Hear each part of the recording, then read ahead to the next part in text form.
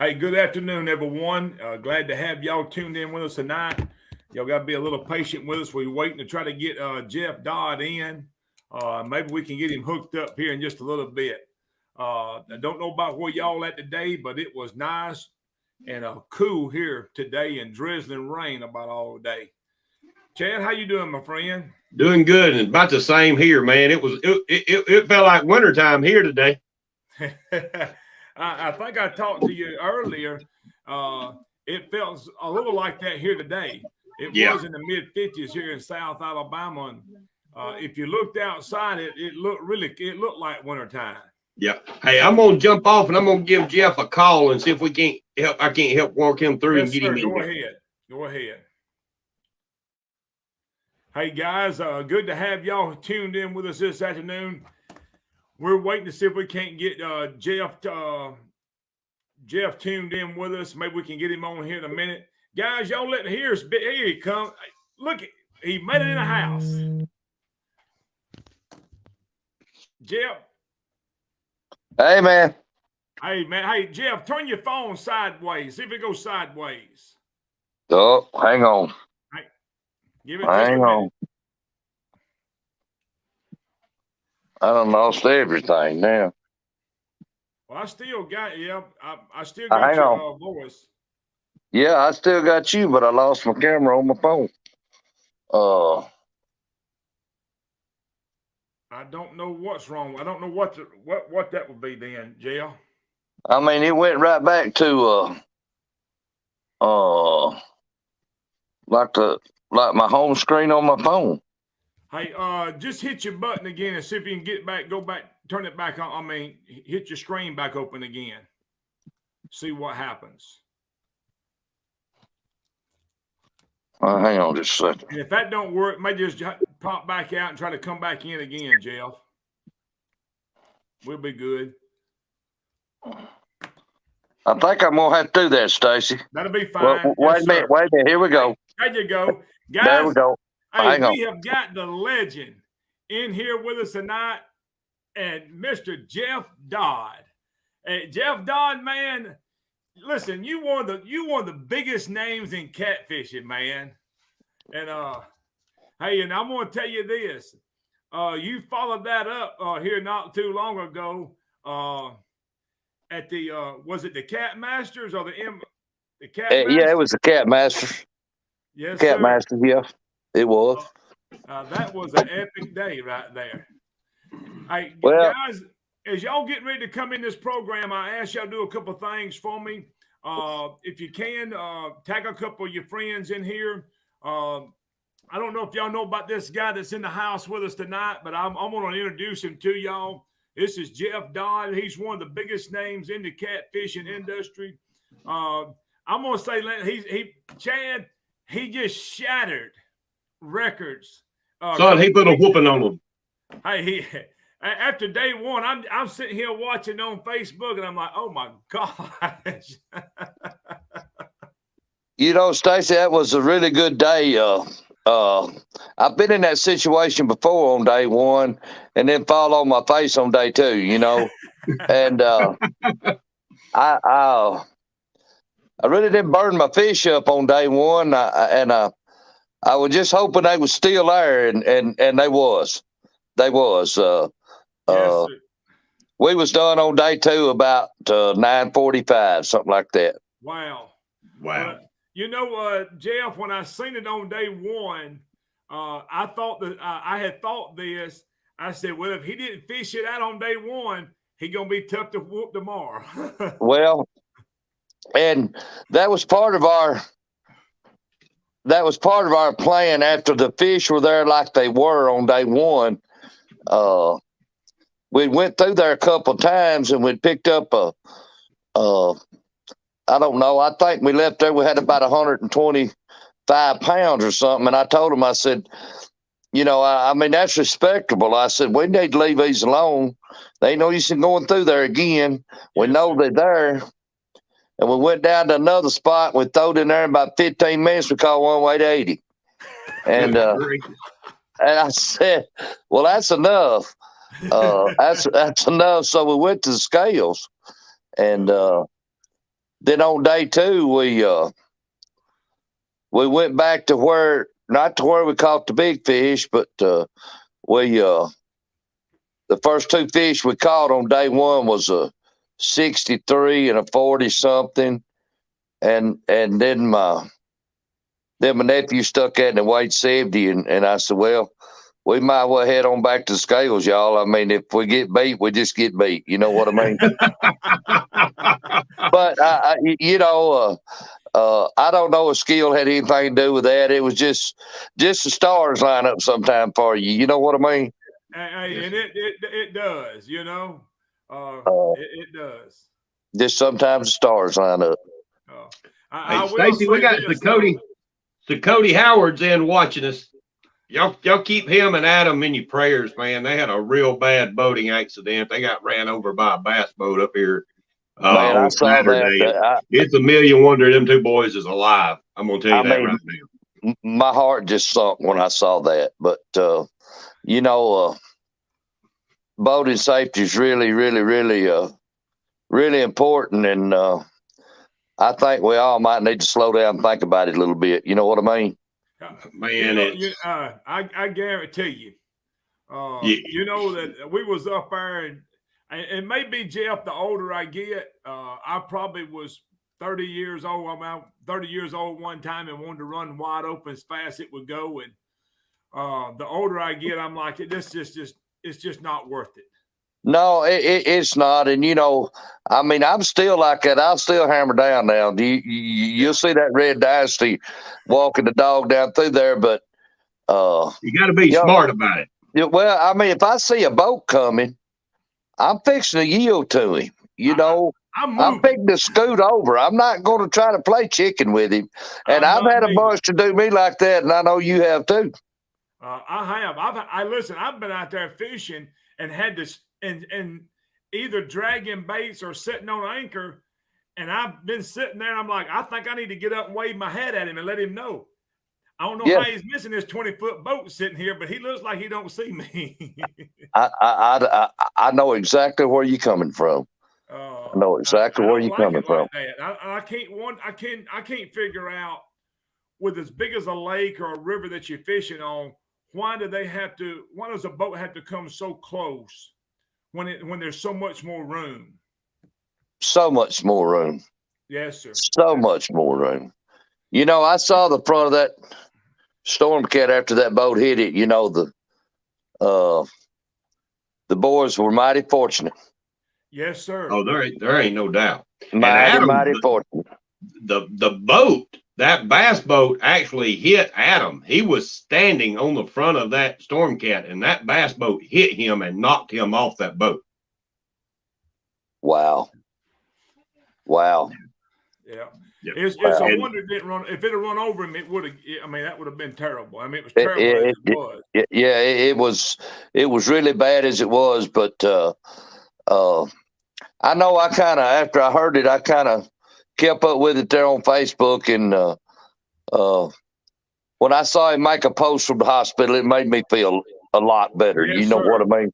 It did me too, because I was really concerned. Like, hey, I didn't know nothing about him, nothing what was going on, and then you see that pictures of that boat, and you think, how did anybody survive this? Yeah, boy, it tore that boat up now. It did. Sure did. Get back to a little bit of catfishing here. You live over in Arkansas, is that correct? No, sir. I live in Tennessee, and I live about 25 miles from Dyersburg. So yes, I'm about 45 miles from Carruthersville, Missouri. Yes, sir. About 40 minutes from the river. 2 or 3 different places there. So you a Mississippi River man? That's where you fish at, ain't it? Yes, sir. That's my. I call that my home. Yes, sir. Yes, sir. All right, so guys, here's your chance. If you want to know anything about bumping baits, Mr. Jeff's here.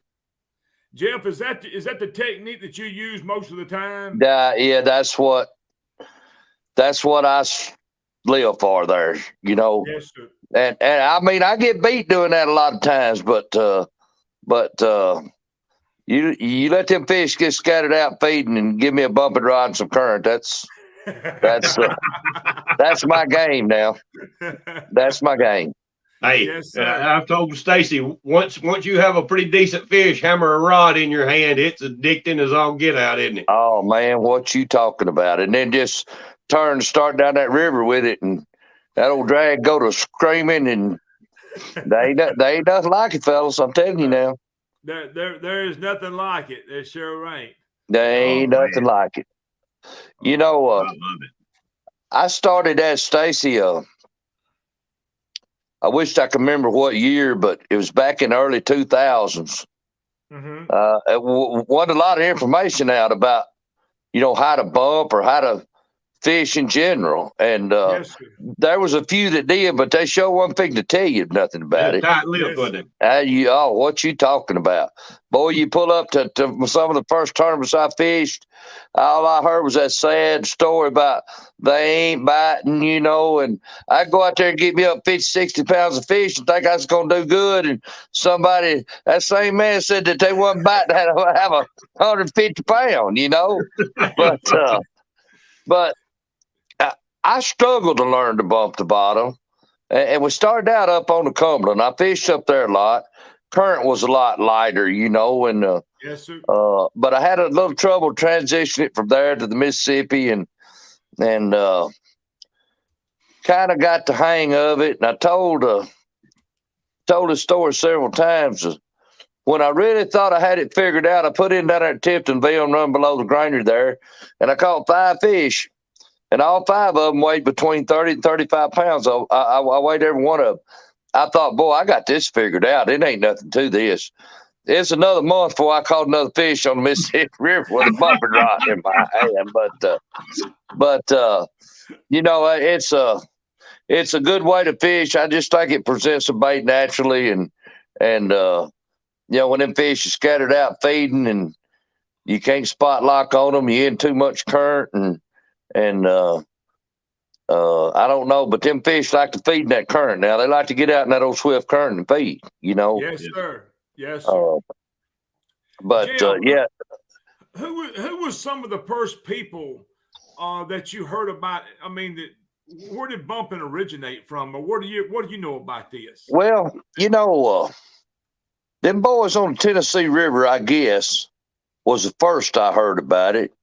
Yes, some of you folks like Phil King, Larry Muse, and some of them boys that fished up on the river, and Phil especially. Now down on the Mississippi River, I know James Patterson bumped. Yes, sir. And Dance, they fished together a lot back then, Mm-hmm. but they weren't going to tell you nothing either. But I say they weren't going to tell you nothing, but we didn't have all the social media that we got now. Yeah. We have contact now, networking. That's right. That's right. But that was some of the first that I knew bumping the bottom. But we used to go up on Tennessee River when I was a teenager. And even after when I got married, we'd go up there and we'd just bump right on the boat, Uh-huh. And when the current was running, we'd catch them. Uh-huh. And we was using turkey livers, chicken livers, 2/0 hook, and catching 8 or fish. And when the current quit, we'd say, "Well, the fish quit biting." Well, they didn't quit biting; they just come up off the bottom a little bit, But yeah, it wasn't a lot of something to read or something about. We just had to go figure it out. Yeah, because the first guy that I seen doing it, as far as being able to visually see it, was I think watching Bill Dance with James Patterson. James Patterson, and they were, and I guess the first major tournament I won was in Crystal City, Missouri, and I had my nephew with me, and I told him, I said, "Now you might struggle at this, but I had him some down rods to fish, And I was sitting on the dock there the afternoon before the tournament. I come in, I tied up, I had a little floating dock there, and there was a few guys talking. And they said, I saw a guy out there trying to walk that bait out of the back of the boat. He said, we tried that and that won't work. He said, that won't happen. Well, I'm thinking, yes, Hoss, it's fixing to happen tomorrow. You just wait and see. Because I done found me some fish. Well, that's the tournament when I met John Ward and Swampy and John Allen and Ryan Casey and all them guys up there, Mm-hmm. Well, Ryan and John were fishing together, and they had kind of figured that bumping out on their own too. But anyway, we won the tournament. I think we had 5. It weighed 171 or something like that, and I think them boys figured out you could walk a bait behind the boat in that current. But it's a great way to fish. I think sometimes we get beat doing it. I think sometimes we ought to be over there spot lock the cut or something like that. But I used to say, you give me 50-degree water, I want my bumping rod in my hand, and and I still do. Yeah, I still do.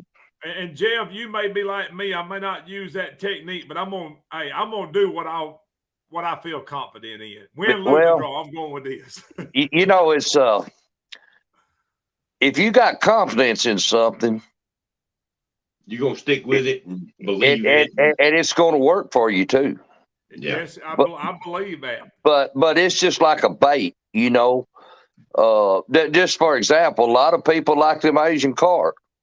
And there's a lot of fish being caught up, a lot of big fish. But when you ain't got confidence in it, your morale's low. You know what I mean? It is. And I fish. I catch myself, Jeff. When I don't have confidence in something, I'm not working it like I would do it if I had confidence in it. Your mind's not right. Yes, and you're not going to give it the time. You're going to bump with it one bump down through there and say, this mess ain't working, and take it off and throw it to the side. I talked about this in some of my seminars. Catfishing is a mind game, and tournament fishing is a mind game.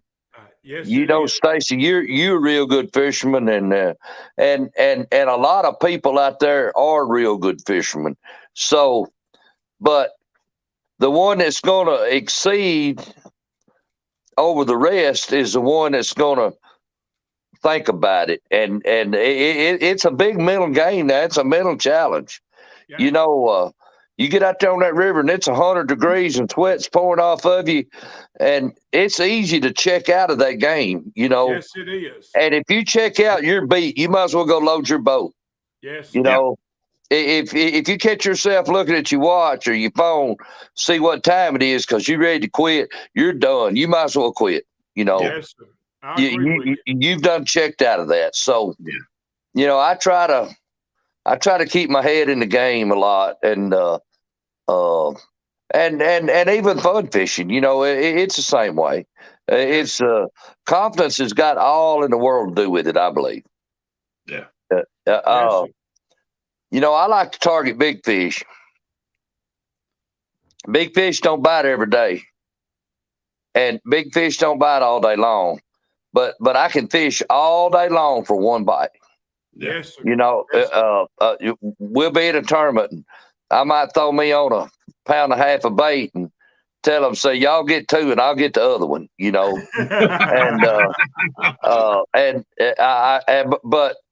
But I got confidence I can do that. You know what I mean? Yes, I sure do. And that's a mentality because everybody don't have that. No, they don't.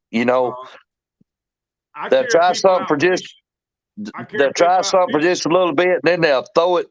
They'll try something else. But yes, sir. That ain't me. I mean, now I might zero. Don't get me wrong. I might not have nothing, but I'm gonna fish right up to time to quit. And I'm gonna fish hard. Hey, we've won a lot of tournaments in the last 15 minutes. I have too. I've caught some big fish in the last Well, matter of fact, I caught one with 3 minutes left. And Wow. I mean, he wasn't real big. He weighed 44 pounds, but he moved us up second place in that tournament. There you You go. know, Hey, Big Jeff, hey, several people on here asking if you can kind of break down the process of bumping and how you rig and all that kind of stuff and kind of explain it to them. They you know, a lot of people in here that ain't never bumped before and they ain't real sure how it operates. Will you tell us how you go about it? well, I'd be glad to, but now I don't want to ruin their lives now because Well, you might. well, I could. No, I'd be glad to. Because it's awful addicting. You know, I mean, I just break it down to what I do. Not saying it's the right way to bump, but I just use a regular old barrel swivel. I'll tie my weight line in the same loop that I tie my main line in, and then I run me a leader out there anywhere from, I'm going to say 18 to 24 inches, somewhere in there. You know, if I'm in real whipping current, I might shorten it up a little bit. And then I guess it depends on how I feel that day. Anywhere from an 8-inch to, I have run a 2-foot weight line. You know, if I was in a lot of wood trying to get over to something like that, but usually about a 8 to 12-inch weight line. And sometimes I'll shorten that up to a 6-inch, but that's my basic rig, you know. And then I always tell people, you know, when I started out and, you know, when everything, the magic speed was a mile an hour. You know, you can't run over it. You can't run under it. You need to run a mile an hour. Well, I don't know what fish wrote down in the book that you got to run a mile an hour. You know, that bait's running a lot faster than that down through there. And I think the warmer the water, the faster you can run. Now, I do believe in the early spring. And I even noticed the last few times I was on the river, I really had to slow that bait down. You know, I'd really have to slow it down, get them fish to bite it. But for somebody starting, don't try to start out down through a bunch of treetops. You know, get out on some sand. And that mud is also soft and kind of hard to feel too. Do what now?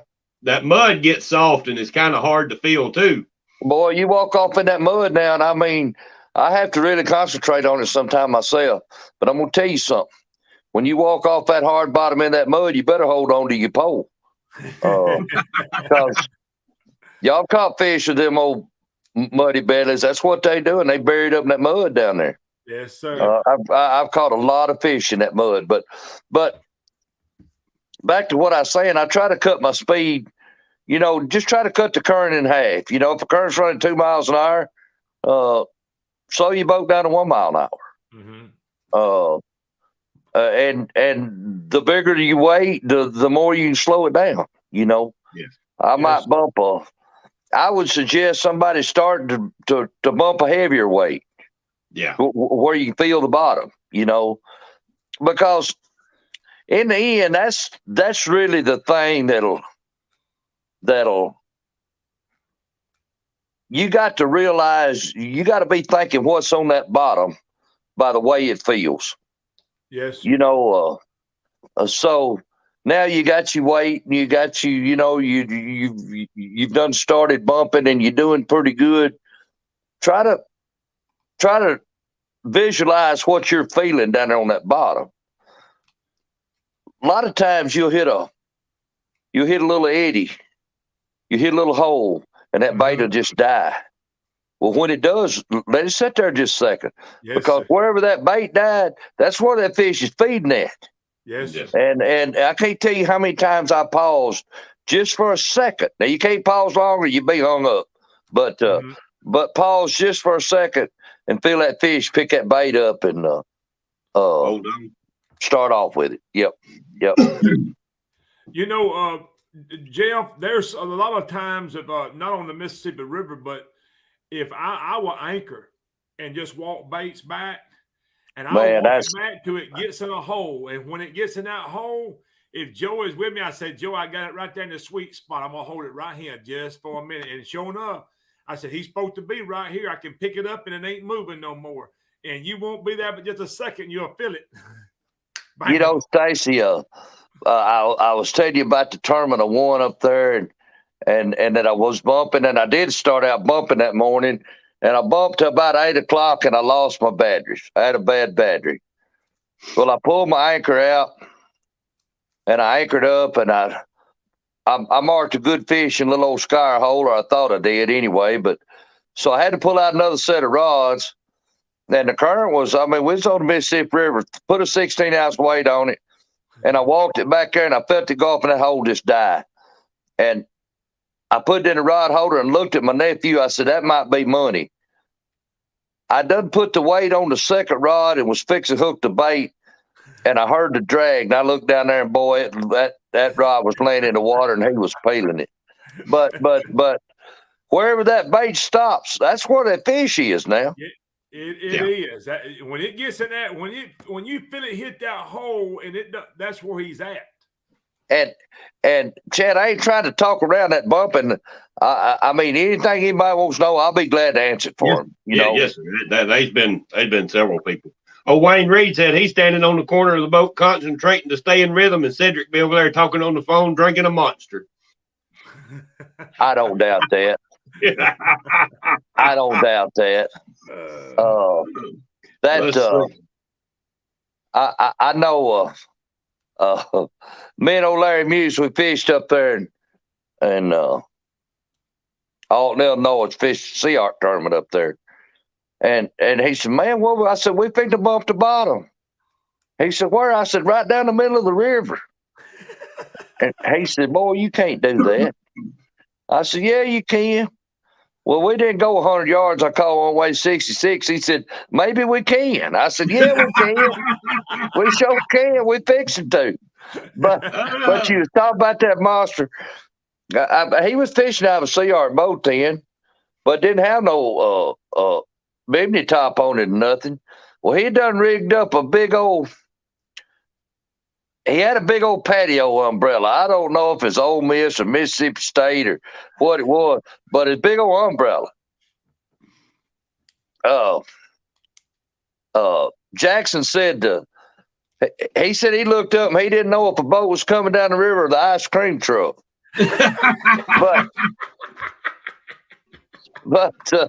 but we would. I sat over there and I'd shut my eyes. He thought I'd go to sleep, but I wasn't going to sleep. I was concentrating on what my bait was doing back there. Is what I was doing. But no, we I really don't know what else I could say except don't try to get in no real fast current to start with. Yeah. Start out over there and find you some, boy, I mean, like on the Mississippi River or even, or something. Yeah, on some sand. And man, you'll be surprised what come off that sand too now. Caught a lot of big fish off sand. This year at MRM, that's where we ended up catching the last 7 or 8 fish that we caught was on an inside bend in that sand, in that slow current. Well, and boy, ain't that fun to fish. Woo, son, it's easy. You can just sit back there and take it easy, man. It's easy. Y'all's on that sand, and I was down there in the forest, tied on the rig about every 5 minutes. Sweating is what I was doing. But yeah, for somebody starting out, if you'll ever just, you got to stick with it. Now, it ain't something you can try and throw it down in the bottom boat, because I'm telling you, it'll work, and it'll work good. Yes. But you just got to practice. You know, time on the water it means it all, and it don't have to be on the Mississippi River. I bumped down there where y'all fish. I bumped on Wheeler. Yes. I bumped behind Wheeler Dam. I bumped behind Gunnersville Dam. You know, you catch that current running down that river, you'd be surprised what'll happen up there with your bumping rod too. Yes, sir. Hey Jeff, do you think if somebody was just starting out, they could get over in some of that slower current on one of them inside bends and just hit the spot lock button on their boat and start walking that bait and get a feel for that, and then worry about boat control a little bit later on after they get the feel down? Sure, you can. But you know, you say that slow current, but now when you spot lock that boat in that slow current, you're going to need a little lighter weight because you're going to need that weight to move. Yeah. You know, and I mean, I fish with some of the best it is walking in baits, and I ain't talking about walking at no 100 feet. I'm talking about walking at 700, 800, 900 feet. When you start reeling it back up, you think, oh man, I won't never get. I mean, we've actually thought about taking a cordless drill and put a little socket on it, reel that rod back up after we walk that bait.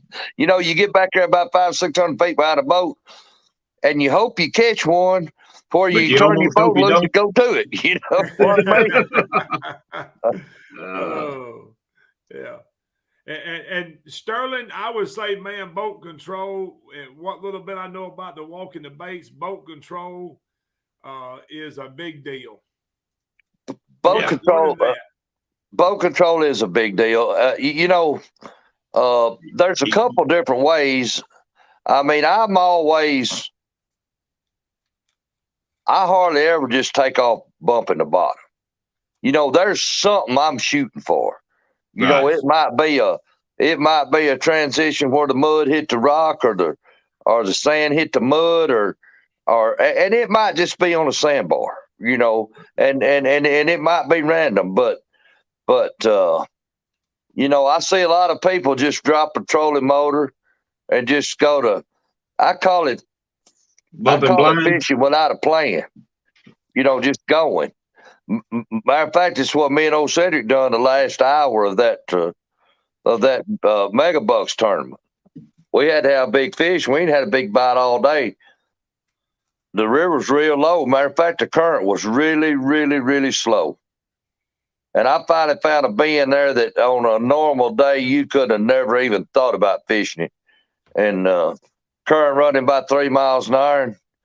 And he said, "What we're going to do?" I said, "I'm going to drop this trolling motor right in the middle of this river, and we're going to take off right down the middle of it." And we did, and it didn't work out, but some days it will, you know. Yeah. But yeah, boat control is. Matter of fact, in that tournament y'all was talking about where we was fortunate, blessed enough to win. Where 4 of them fish come from was an area no bigger than this bedroom I'm sitting in, and maybe no bigger than that king size bed I got in this bedroom. And if you missed it, you weren't fixing to catch them. Now, if you get in line with it, they'd come to you. You didn't have to get right on top of them. But if you was over there where you think it's supposed to be, they wasn't there. And they were real hard to get a bait to, but we kind of figured that out on day 1 just by accident. And day 2, we went back in there and just kind of spot locked right there in front of them and let them come to us instead of us going to them. Mm-hmm. Yeah. But how important do you think a 36-volt trolling motor is to bumping on the Mississippi? I don't even think you need to try it if you ain't got one. Hey, Mr. I can vouch for that. Hey, I'm gonna go ahead and answer this. I'm gonna tell Jeff this. Well, my first trip over there, I was used to fishing, anchor fishing and fishing current here on the Alabama River, which is just we anchor and fish. And they told me, hey, I asked them, I said, what about the Mississippi? They said it's got current. I said, oh man, I'll be good there. I didn't know it had 5 to 7 mile an hour current. It sure does, buddy. Hey, and I had a 80, I think the trolling motor I had 70-pound thrust, and I had it wide open, and I was still going backwards 2 miles an hour. It was laughing at you, wasn't it? Hey, we got to have a bigger trolling motor, more batteries before we come back over here. You know, fellas, when I learned to bump the Mississippi River, I had to run the boat with a foot control trolling motor. Woo. I mean, we didn't have the iPilot or the autopilots back then. Wow. But yeah, I'd sit up on front of that boat and I'd tighten my pedal up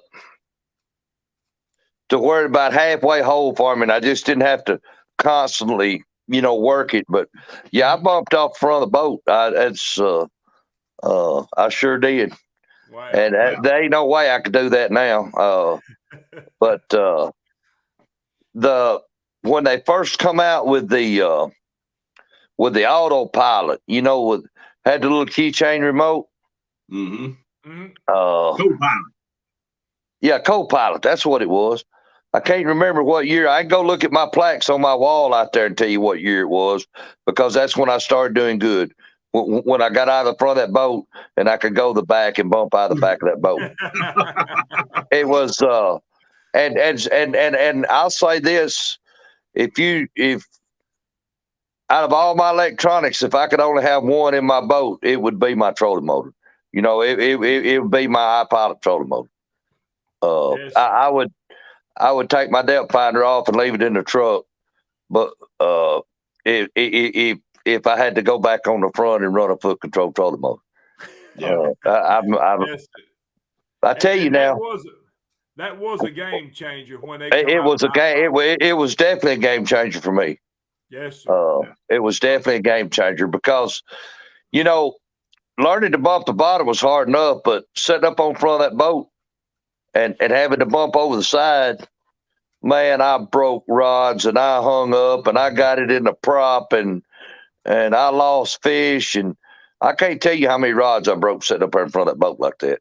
Man, the people don't understand how much stuff is going on while you can't. It's not like you're just sitting back taking it easy. There's a lot of stuff in motion. You got to control the boat. You got to control your bait. You got to make sure you ain't getting in the current too much or out of the current too much. It ain't pushing you into a wing dock or there's a lot of moving parts. Chad, that's true. And something else that might be a little tip. A lot of times when you fighting that boat, you need to let that boat go where it wants to, because wherever that boat's going, that's basically where the bait's been going to. It's in that current stream, ain't it? I can't tell you how many times I've been trying to get the boat over and just fighting it, trying to keep it over there. And, maybe it's stowed me over in the eddy or in some backwater and some dead water. But while I was fighting that boat, trying to get out of there, I'd catch fish, Yes. Yeah. Lots of times last time that river carried that boat where you need to be. Yeah. That current's pushing that boat right where it's pushing all that other bait and stuff. Pushing it in that sweet spot. That's exactly right. Yes, that's sir. Exactly right. Yes, sir. Well, Jeff, let me ask you this. How long you been tournament fishing? I knew you was going to ask me that. A long time? Yeah, probably 2004, probably close to 20 years. Wow. Probably close to 20 years. I'm going to share this, Jeff, and maybe you can help me out a little bit. Up till probably 2017, 2018, I'd never tournament fished. I just fished, Right. So I really didn't know how to do but a couple of things. I anchored fish, and I started trying to drag some baits. But through tournament fishing, I got out there. I didn't know but one or two techniques to use, but it was through that I started finding out, hey, if I'm going to compete with these other guys, they bumping some, they suspend drifting, they anchor fishing. I'm like, there was some stuff I didn't know how to do it. I didn't know how to bump. I really didn't know how to drag baits too well. I really struggled with all that, but I learned that through hanging around other people and listening to them of what they was doing and just figuring stuff out. It's been really helpful to me. Well, it is, and I used to suspend fish a lot before I started dragging baits. Slow, boy, you just sit there. Well, I didn't think you could drag no baits. I said, you can't drag through them fish and never catch them like that. But I don't know why I didn't think about them all that stuff is rolling down that river. That's when I started dragging baits is when I started catching fish on Wheeler Lake. Yes. And big fish, Yes, sir. Yes. But yeah, a man needs to keep an open mind. You can have your favorite technique and whatever, but when you sit there and you see a man winning just day after day, a man needs to pay a little attention about what he's saying. You know what I mean? I guarantee you. Stacy was down there remember Mr. John was fishing down there on Wheeler. We was in a tournament, that's for the 34-inch rule. And there was a guy and his wife fishing. And, of course, we was spin fishing, just had them up off the bottom, easing around. They didn't even have a depth finder on their boat. They had some big old long 12-foot poles. Well, we'd notice them leave and come back. We was right there in front of Wheeler Dam, was where we were. We was up on top side. And we'd kind of ease. They finally come back, and they was awful nice people. They said, well, y'all do any good? Was in the tournament. I said, no, we ain't doing no good. We ain't hardly got nothing. He said, well, we done weighed in 3 40-pounders. And he said, we just start right there at that buoy. They didn't have on drill sock or nothing. And he said, we just let the wind blow us down through there. I told John, I said, well, John, and of course we had egg sinkers on now. We throwed them out behind the boat and just drug them. Just egg sinkers. No corks on them, nothing. Just like you'd suspend fish with. And I don't know what, we wound up with 150 pounds of fish and caught just about every one of them just dragging old egg sinker down to just dragging it, and well, Wayne Reed's in here and his ears perked up when he heard somebody say something about dragging a bait now. Well, hey, I've drug them right beside him before. I sure have. But but a man needs to be open and learn everything. I always didn't want to, I didn't want to fish like Jason Darrell Massengale. I didn't want to fish like James Patterson. I didn't want to fish like Phil King. But what I wanted to do was get a little bit from every one of them. Yes, sir. And I think when a man does that and kind of comes up with his own technique and his own pattern of fish, I think he'll do good, if you want to know the truth about it. I think you're right there. I sure do. Just try to get a little information from everybody, Yes, sir. And of course, you know how the fishing world is. You got to wade through a lot of it now and throw it out that window when you leave. Because if they told you they caught them on a blue cork, that cork was probably orange. Hey, it probably wasn't blue. Hey, Mr. Jail. Yes, sir. I've been out there many a time, and we'll be up there fishing, and somebody may call me and says, man, we catching them down there in 90 foot of water. And we pull out, they headed to where the shallow water is at. And I'm like, I thought they said they ain't catching them in 90 foot. They'd be down there. They headed up, where it's 20 foot. That's exactly right. Hey, but I will tell you that most people in this, man, if you ask them and you talk to them, and it's not tournament day, and they ain't fixing to compete against you, most people are pretty open, and you can get a lot of good information. You can, and they ain't nobody gonna tell you exactly how they won that tournament, but they ain't gonna. Well, some probably will, but I'm gonna say 90% of the people, they ain't gonna steer you wrong. Yeah, they might not tell you exactly where it come from. If I ask you for the GPS coordinates for that spot where you caught them fish that you won on day one, you ain't gonna give me that, but you might tell me which section of the river he is in. No, I might not even tell you that, but I wouldn't steer you wrong about it. You know what I mean? Yes. This is what I always say. I'm not going to tell you just where I caught these fish at. Right. I just tell you what I look for, techniques that I use. That's right.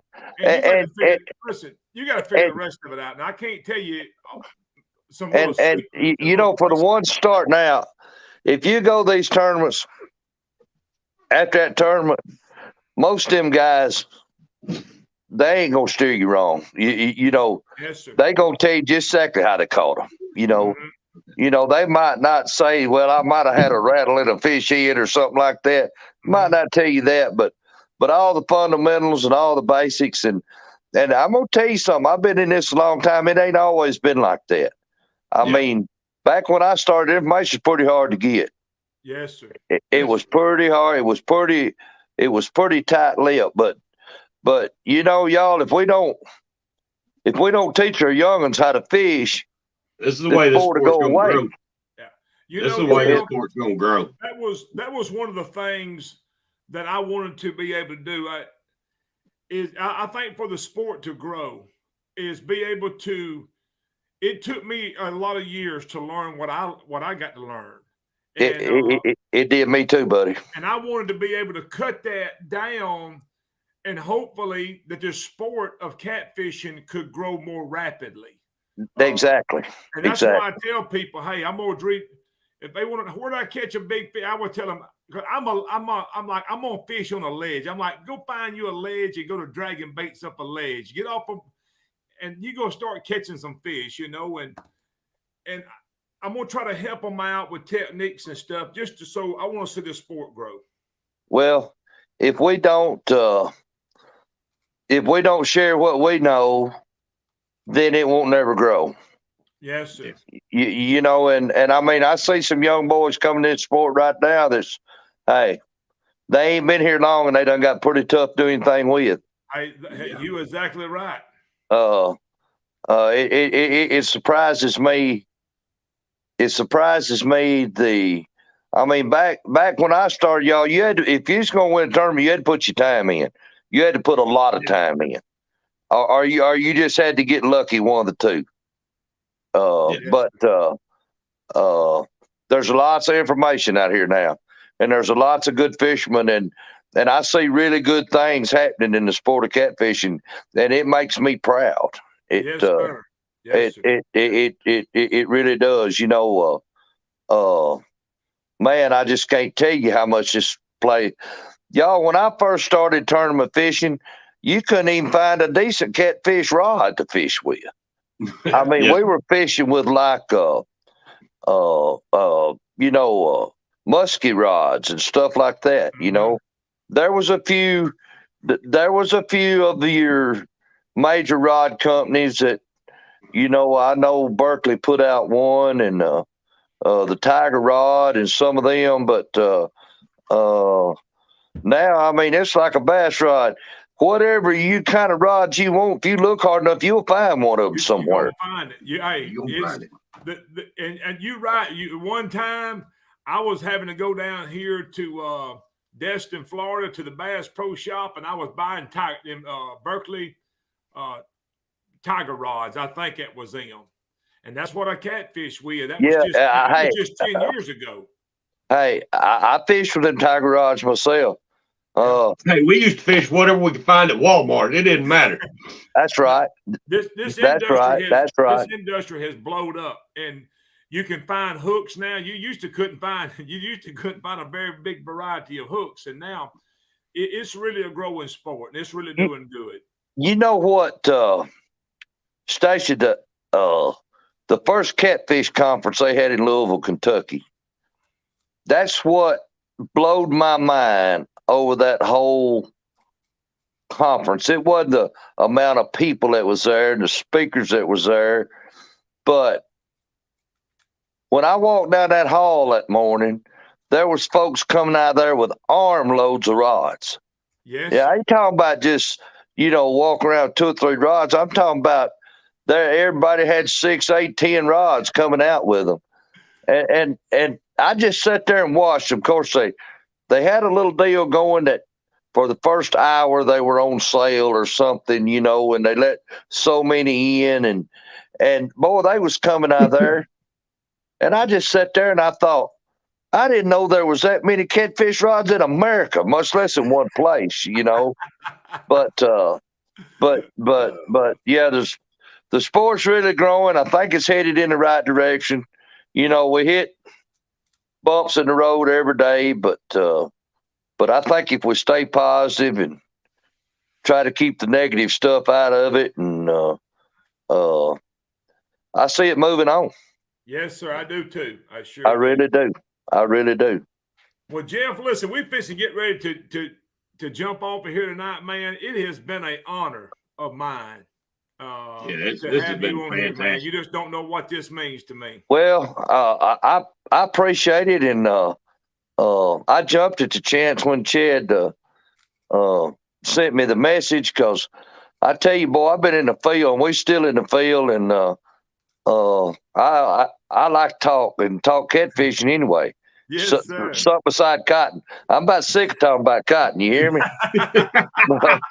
But hey, I'll tell you, man, we get on here and we talk about this, and it just don't seem like an hour's done come and gone. I don't feel like I told anybody anything that'd help them out. But you've done good, man. I've enjoyed you being on here. Well, I've enjoyed it too, Stacy, and maybe somewhere down the road I come back on here again. Yes, sir. Yes, sir. Absolutely. Well, guys, we're fixing to jump over here tonight. Guys, we're glad to have y'all tuned in with us. Hey, Stacy, give Jeff time to thank his sponsors there. Yeah, anything else you want to say before we jump over here, Jeff? Well, man, I mean, I'd really like to thank my sponsors. Sea Arc Boats, best boats you can sit in, buddy, I'm telling you. Yes. You know, I got Sea Arc Boats, I got B&M rods, I got Driftmaster rod holders, I've got now I'm gonna forget some of them. Dale's Tackle, boy, I like him hooks. Now let me tell you something. He really puts out a good hook, and he's a heck of a good guy to boot. Yeah, he's a real good guy, and Jarrett Tempest there that cleans my reels up there for me. Yeah, River Rat Reel Repair, and Big River Cats, and Wave Pro pedestals. And now y'all gonna make me forget one of them. I'm gonna be in trouble when I get off here. But yeah, I'm fortunate enough. I got some really good sponsors, and yes, sir. I'm humbled, and I'm gonna tell y'all something. You sit in one of them Red Dynasty boats, buddy, that it's a fine ride. Let me tell you. There ain't no doubt. They nice rides. They fine rides, and I'm really glad I get to fish on their team. Yes, sir. Yes, sir. Well, guys, we're busy to jump over here tonight.